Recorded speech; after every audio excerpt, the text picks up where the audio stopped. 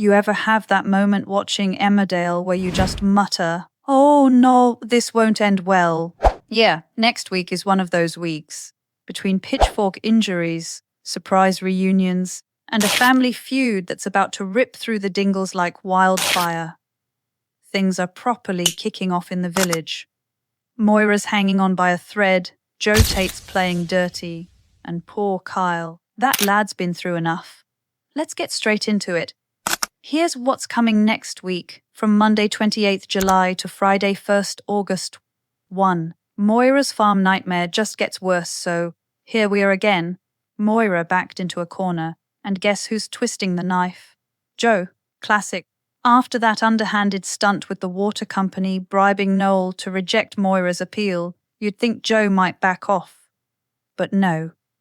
He's doubling down. Moira and Cain barely have time to breathe before Joe's back at Butler's, laying out exactly what he wants the whole farm.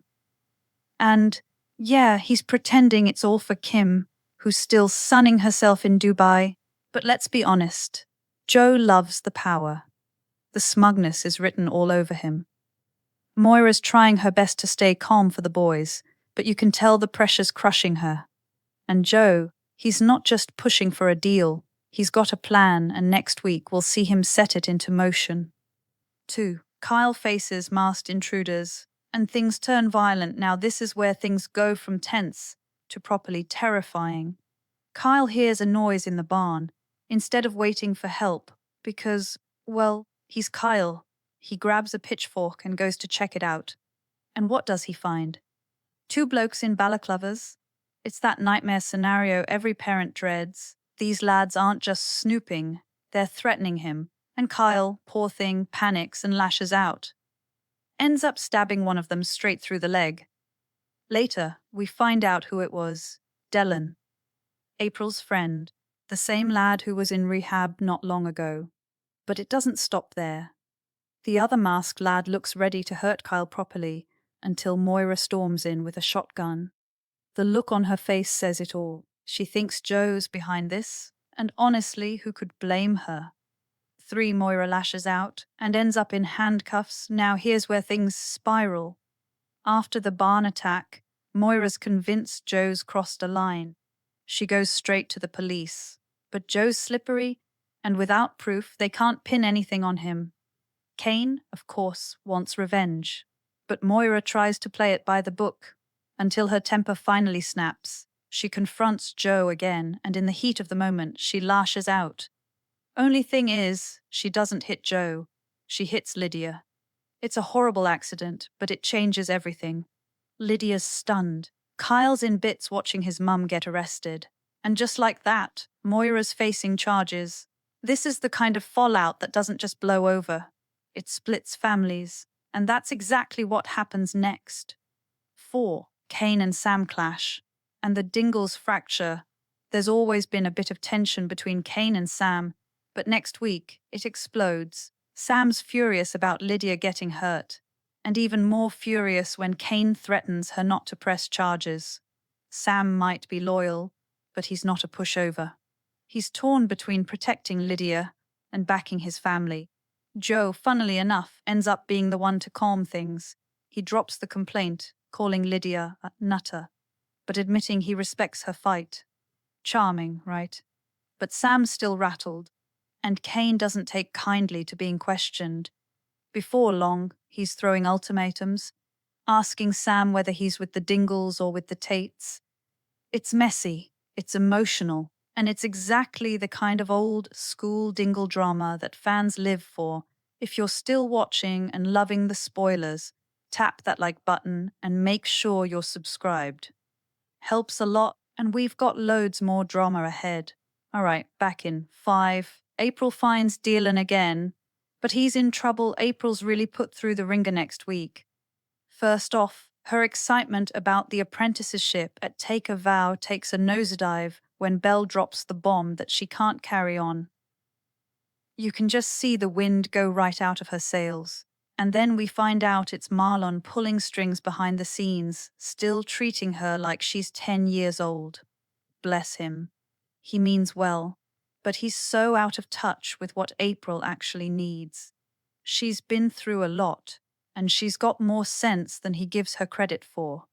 But to her credit, April doesn't just mope about it. She stands up for herself in a way that's actually really moving. No shouting or drama. Just calmly making her point and showing how much the work means to her. It's that quiet determination that really lands with Marlon, and you can tell he realizes he's overstepped. So he backs off, gives her the go ahead, and there's this nice little moment where you feel like they're finally seeing eye to eye. Then comes the twist nobody expected.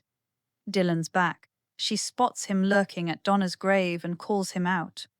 And you can see how much it means to her. After everything that happened, the relapse, the hospital, the whole sorry mess, she still wants to believe in him. Dylan's saying all the right things too, that he's clean, that he's trying. And for a moment you think maybe this could be the start of him getting his life back together. But something's definitely not right. He's limping, clearly still in pain from that pitchfork incident, and he's cagey, looking over his shoulder like someone's about to jump out on him.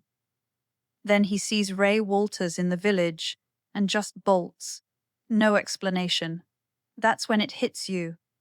Dylan's still tangled up in something dodgy, and April doesn't have a clue. She thinks she's got her mate back, but he's bringing trouble right to her doorstep.